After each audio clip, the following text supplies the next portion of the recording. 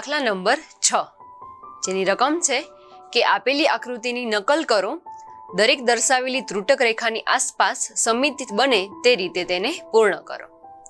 જો અહીંયા પહેલી રકમ જોઈએ, જેમાં આકૃતિમાં વચ્ચે ત્રુટક રેખા અને ત્રુટક રેખાની એક બાજુનો ભાગ આપેલો છે, તો સેમ એ જ ભાગ જમણી બાજુએ આપણે દર્શાવવાનો છે. તો આ ત્રુટક રેખા છે, તેની જમણી બાજુનો ભાગ એટલે કે એ આ રીતે બનશે. તો સેમ ડાબી બાજુ અને જમણી બાજુનો ભાગ છે તે સરખો છે. ત્યારબાદ બીજી આકૃતિ જોઈએ, તેમાં ત્રુટક રેખાની એક બાજુનો ભાગ દર્શાવેલો છે. અહીંયા 2 ત્રુટક રેખાઓ છે, તો ટોટલ 4 ભાગ બનશે.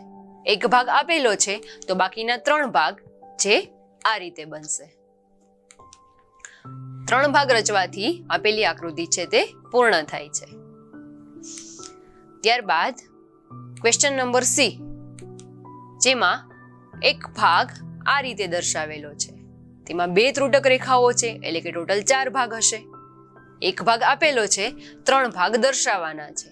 તો આ છે પહેલો ભાગ, બીજો ભાગ અને આ ત્રીજો ભાગ. 3 ભાગ રચવાથી આકૃતિ છે તે પૂર્ણ થાય છે. ત્યારબાદ નેક્સ્ટ ક્વેશ્ચન છે, જેની આકૃતિ આ મુજબની છે. પીળા રંગનો ભાગ છે તે ત્રુટક રેખા વડે દર્શાવેલો છે. જમણી બાજુ તેનો ભાગ આ રીતે થશે.